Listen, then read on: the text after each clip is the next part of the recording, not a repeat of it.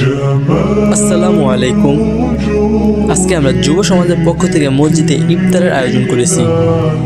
ইফতারের main item ছিল বিরিয়ানি।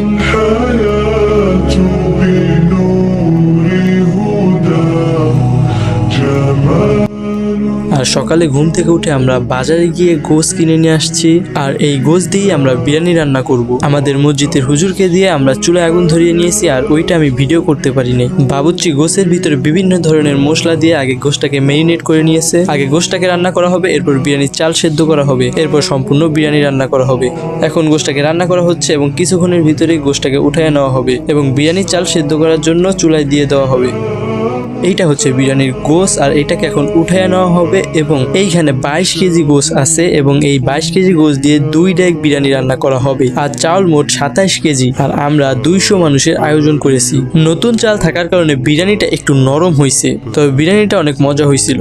আর এখন আমরা বিরিয়ানিটাকে উঠায় নিয়ে প্যাকেট করে ফেলবো। আমরা ইউটিউব ফেসবুকে সম্পূর্ণ নতুন, লাইক কমেন্ট করে অবশ্যই আমাদেরকে একটু উৎসাহ দিবেন। আর এইটা আমাদের নতুন ব্লগ ভিডিও, অবশ্যই সবাই আমাদেরকে একটু সাপোর্ট করবেন। বিরিয়ানি আমরা ওয়ান টাইম প্যাকেট করছি, আমরা মোট 300 প্যাকেট করছি। বাস দিয়ে আমাদের 5 থেকে 6 রকম আইটেম ছিল, যেরকম মামপানি, মজু, আপেল, মাল্টা, খেজুর, কলা, আঙুর, বেদেনা ইত্যাদি। শরবতটা গোলাইছি আমরা একটা ড্যাগে। এই ড্যাগ থেকে ঝগে করে নিয়ে ওয়ান টাইম গ্লাসের মাধ্যমে শরবত দেওয়া হয়েছে।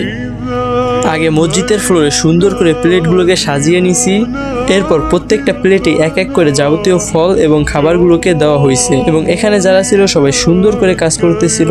এখনো কোনো মানুষজন আসে না, কিন্তু আয়োজনের আগ দিয়ে আমরা প্রচুর পরিমাণে কাজ করতেছিলাম। মানুষ আসতেই ছিল। আলহামদুলিল্লাহ, আমরা যেটা আশা করছিলাম তার চাইতে বেশি মানুষ আসছে আমাদের মসজিদে।